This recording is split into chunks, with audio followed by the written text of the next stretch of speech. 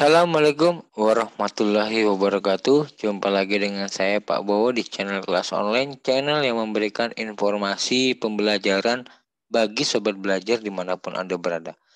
Seperti biasa, pada kesempatan kali ini saya akan membahas materi tentang pelajaran IPA di tingkat SMP dan tingkat MTS. Sebelum saya membahas lebih jauh materi kita pada kesempatan kali ini, jangan lupa apa? Jangan lupa untuk subscribe, like, komen, dan juga share. Oke, langsung saja kita bahas materi kita pada kesempatan kali ini. Nah, masih berhubungan dengan bunyi. Ya, pada video sebelumnya kita membahas materi tentang resonansi bunyi. Nah, sekarang kita bahas mengenai penangkap bunyinya, yaitu alat untuk menerima bunyi agar bisa dicerna oleh otak. Wah, ribet ya pembahasannya. Yaitu berhubungan dengan telinga atau sistem pendengaran pada manusia. Bagian-bagian telinga pada manusia. Wah, ini gambar saya ketutupan ini. Taruh mana ya? Taruh sini. Nah, bagian-bagian dari telinga manusia yaitu yang pertama ada telinga manusia itu dibagi atas telinga luar, telinga tengah, dan juga telinga dalam. Ya, jadi telinga itu bisa dibagi menjadi 3 bagian, yaitu ada telinga luar, ada telinga tengah, dan ada telinga dalam. Kalau digambarkan bentuknya seperti ini ya, ada telinga luar, telinga tengah, dan juga telinga dalam. Telinga luar, bagian dari telinga luar terdiri atas ya daun telinga dan juga saluran telinga bagian luar. Nah, ini daun telinga, ini saluran telinga bagian luar. Daun telinga tersusun atas tulang rawan dan jaringan fibrosa kecuali pada ujung bagian bawah yaitu cuping telinga.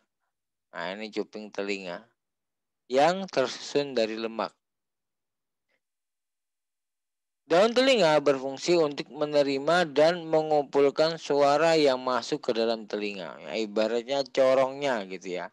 Corongnya ini kan berbentuk corong gitu. Ya, berbentuk corong. Tahu ya yang namanya corong?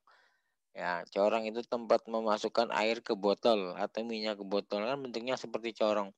Jadi bunyi itu kan merambat melalui udara. Maka ini adalah pengumpul udaranya, yang mana udara tersebut mengandung bunyi ya, atau di dalam udara tersebut merambat bunyi. Nah, telinga inilah yang berfungsi, atau daun telinga ini yang berfungsi untuk mengumpulkan suara yang masuk ya, lalu dimasukkan ke saluran telinga. Saluran telinga luar berisi atau berfungsi menghasilkan minyak atau minyak serumen.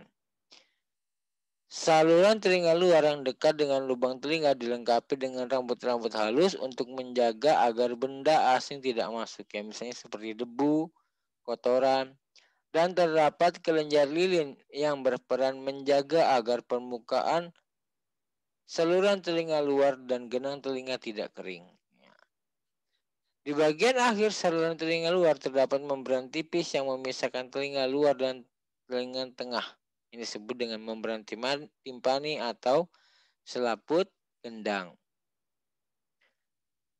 Berikutnya adalah telinga tengah. Ya, jadi kalau telinga luar tadi ya mulai dari sini saluran telinga hingga membran timpani. Nah, ini istilahnya gendang telinga. Di sini di saluran ini terdapat tadi ada lilin, ya kelenjar lilin, ada minyak dan juga rambut halus yang mencegah agar tidak kering dan supaya kotoran tidak masuk. Nah, makanya di sini kan ada kotorannya gitu ya. Dan jangan sering-sering dikorek supaya dia tidak kering. Nah, seperti itu ya. Nah, kemudian ada telinga tengah.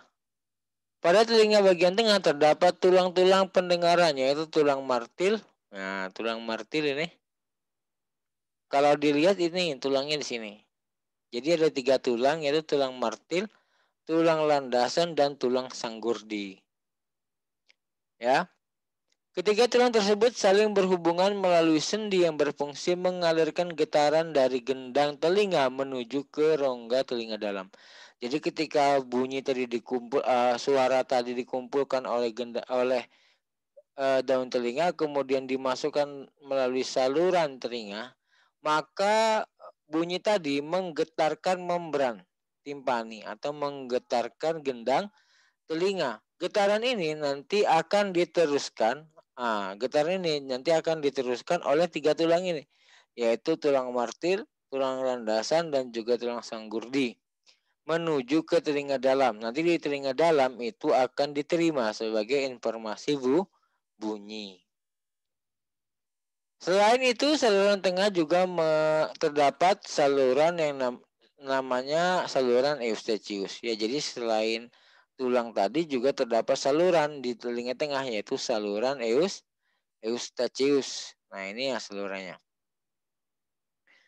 Fungsi saluran eustachius adalah menyamakan tekanan dalam dan di luar telinga. Jadi fungsinya untuk menyamakan tekanan yang ada di dalam telinga dalam, dan juga telinga luar, serta mengeluarkan cairan dari telinga bagian tengah yang terletak di belakang gendang telinga. Jadi fungsinya untuk menyamakan tekanan dan juga mengeluarkan cairan. Misalnya pada apa terjadi perbedaan tekanan? Misalnya ketika kalian berenang. Nah, atau mungkin ketika kalian berada di pesawat terbang dengan ketinggian tertentu, biasanya ada sakit di bagian bawah telinga sini. Nah, kan biasanya ada sakit. Nah, berarti itu terjadi perbedaan tekanan. Nah, bahkan biasanya diminta untuk menutup hidung seperti ini sehingga terjadi perbedaan atau menyamakan tekanan antara telinga dalam dan telinga luar. Berikutnya adalah telinga dalam. Telinga bagian dalam terdiri atas 3 bagian, yaitu jendela atau tingkap, labirin, dan organ korti. Nah, ini tingkap. Tingkap atau jendela pada telinga ada 2 macam, yaitu tingkap oval dan tingkap bulat atau jorong. Nah, tingkap bulat atau tingkap bundar dan tingkap oval atau istilahnya jendela oval. Telinga dalam terdiri dari rongga yang menyerupai saluran-saluran. Rongga ini disebut labirin. Nah, jadi terdiri dari saluran-saluran yang disebut dengan istilah labirin. Rongga ini disebut dengan labirin tulang, dan rongga dilapisi membran disebut dengan labirin membran. Labirin tulang terdiri dari 3 bagian, yaitu vestibula, koklea atau rumah siput, dan 3 saluran setengah lingkaran. Ini tiga saluran setengah lingkaran. Ini yang namanya koklea. Koklea merupakan suatu tabung berbentuk melingkar dan bergelung seperti cangkang, keong. Nah, ini koklea. Ya, ngerti nggak, yang bentuknya seperti cangkang keong yang berisi cairan limfa. Nanti apa fungsinya nanti kita akan jelaskan. Koklea terdiri dari 3 ruangan, yaitu skala vestibuli, skala media, dan skala timpani. Skala vestibuli dan skala timpani mengandung cairan yang disebut prelimfe, sedangkan skala media mengandung cairan endolimfe. Bagian dasar skala vestibuli berhubungan dengan tulang sanggurdi. Nah, ini. Ya, tulang sanggurdi. Melalui jendela berselaput disebut tingkat oval atau jendela oval gitu ya. Ada juga buku yang menyebutkan jendela oval. Sedangkan skala timpani berhubungan dengan telinga tengah melalui tingkap bundar. Nah, ini tingkap bundar. Yang ini namanya tingkap bundar. Skala media terdapat di antara skala vestibuli dan skala Velkani. Ini skala vestibuli. Jadi bentuknya koklea itu ini semacam ruang-ruang, kemudian ada semacam rambut-rambutnya. Nanti saya akan jelaskan fungsinya apa. Ya. Skala media terdapat di skala vestibul dan skala timpani. Skala media bagian bawah dibatasi dengan membran basilaris. Di antara membran basilaris terdapat organ korti. Nah ini korti organ. Ya ini korti organ. Yang berisi ribuan sel rambut sebagai reseptor yang berfungsi mengubah getaran suara menjadi impuls. Reseptor tersebut berhubungan dengan serabut saraf yang bergabung membentuk saraf pendengaran atau saraf auditori dan saraf otak. Jadi di koklea ini memproses terjadinya suara. Nah, ya jadi memproses terjadinya suara. Masih bingung ya? Nanti ada waktunya penjelasannya. Nah, ini mekanisme mendengar. Semua suara atau bunyi dari luar tubuh dapat kita dengar karena masuknya berupa gelombang suara melalui medium udara. Jadi bunyi yang bisa kita dengar masuk ke telinga itu melalui medium udara. Yang melalui udara. Jadi bunyi itu merambat melalui udara. Nah, udara yang mengandung bunyi itu dikumpulkan oleh daun telinga, lalu kemudian dimasukkan ke saluran pendengaran. Kemudian bunyi itu menggetarkan gendang telinga atau istilahnya membran timpani. Akibat dari getaran tersebut diteruskan ke tulang-tulang tadi. Ya ada tulang landasan, tulang sanggurdi, yaitu kemudian dari getaran tadi, jadi dari suara yang dikumpulkan kemudian dimasukkan ke saluran telinga, udara tadi menggetarkan membran atau gendang telinga, kemudian diteruskan ke tiga tulang tadi yaitu martir, malleus dan landasan. Martir, landasan dan juga sanggurdi. Kemudian getaran tadi akan dibawa di koklea. Koklea tadi terdapat serabut, ya kan? Nah, serabut-serabut saraf. Nah, itu nanti akan memproses ke otak yang dikenal dengan istilah bunyi. Nah, untuk lebih jelas ini saya punya videonya. Ya, dilihat.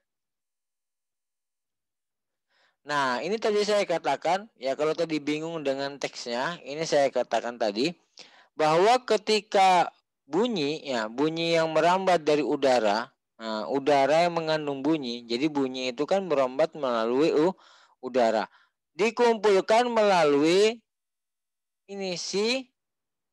saya ulangi, dikumpulkan oleh si daun telinga ke saluran telinga. Di saluran telinga, udara yang mengandung bunyi tadi menggetarkan si membran timpani atau gendang telinga, lalu diteruskan ke tulang tiga tadi, tulang martil, tulang landasan dan tulang sanggurdi. Yang mana tulang sanggurdi tadi menggetarkan, diteruskan nanti ke sini, jendela oval. Jendela oval, lalu diteruskan nanti ke bagian koklea. Nah, koklea atau rumah siput. Jadi digetarkan kemudian diteruskan ke koklea atau rumah siput. Nah, di rumah siput ini terdapat cairan limfa yang mana cairan limfa tadi juga ikut bergetar ketika digetarkan. Nah, di dalamnya terdapat organ korti yang mengandung serabut saraf. Jadi ketika dia digetarkan oleh si tulang tadi, cairan di dalam koklea ikut bergetar dan menggetarkan serabut saraf. Nah, serabut saraf ini nanti akan berhubungan dengan impuls saraf atau penerima saraf yang berhubungan dengan bunyi, atau auditori, dan membawanya ke otak menjadi suatu bunyi. Jadi kalau kalian mendengarkan saya, maka suara saya nanti akan diterjemahkan di otak seperti itu ya. Jadi saya ulangi biar lebih jelas. Diawali proses mendengar itu diawali dengan udara yang mengandung bunyi itu dikumpulkan oleh daun telinga. Nah, jadi udara yang mengandung bunyi tadi dikumpulkan oleh daun telinga dan dibawa ke saluran telinga. Dari saluran telinga nanti menggetarkan yang namanya gendang telinga atau membran timpani, yang mana getarannya nanti akan diteruskan ke tulang tadi. Nah, tadi ada 3 tulang kan, yaitu tulang martil, tulang landasan, dan juga tulang sanggurdi. Dari sini nanti akan dibawa ke mana? Yaitu akan dibawa ke koklea. Jadi getaran tadi juga akan menggetarkan koklea atau rumah siput. Nah, jadi getaran tadi dari genang telinga diteruskan oleh 3 tulang dan akan menggetarkan juga rumah siput. Di dalam rumah siput terdapat cairan limfa. Nah, tadi kan sudah kita singgung cairan limfa yang mana di dalam cairan limfa itu terdapat organ korti dan ada serabut sarafnya. Nah, jadi ketika ada getaran dari tulang tadi juga menggetarkan cairan yang ada di rumah siput dan juga menggetarkan serabut saraf yang ada di rumah siput. Kemudian dari getaran ini akan dibawa ke otak. Ya, di otak nanti diterjemahkan menjadi suara. Jadi kalau suara yang diterima dangdutan yang diterima oleh otak adalah suara musik dangdut tadi gitu. Next, selanjutnya, selain berfungsi sebagai pendengaran, telinga juga berfungsi sebagai organ keseimbangan. Yang mana keseimbangan itu dibagi menjadi 2, ada keseimbangan statis dan ada keseimbangan dinamis. Keseimbangan statis yaitu keseimbangan yang merupakan keseimbangan yang berhubungan dengan orientasi letak kepala atau badan terhadap gravitasi bumi. Jadi dalam hal ini statis ini orangnya diam. Orangnya diam, tapi kepalanya bisa bergerak. Termasuk ketika saya menegakkan kepala seperti ini, berarti ini juga termasuk keseimbangan statis. Saya miringkan kepala begini ke samping, ke kiri, ke kanan. Nah, ini juga berhubungan dengan keseimbangan statis. Jadi saya tidak bergerak, tapi kepala saya yang bisa bergerak. Nah, ini disebut dengan keseimbangan statis. Bagian yang berperan dalam keseimbangan statis ini adalah sacculus dan ultriculus. Bagian kepala, bila kepala miring ke satu arah, otolit akan berat dan tertarik ke bawah gravitasi bumi. Hal ini akan menarik lapisan gelatin ke bawah yang kemudian merangsang sel-sel rambut. Impuls keseimbangan ini kemudian dijalarkan melalui bagian vertibularis dari saraf ke medula kemudian ke korteks otak.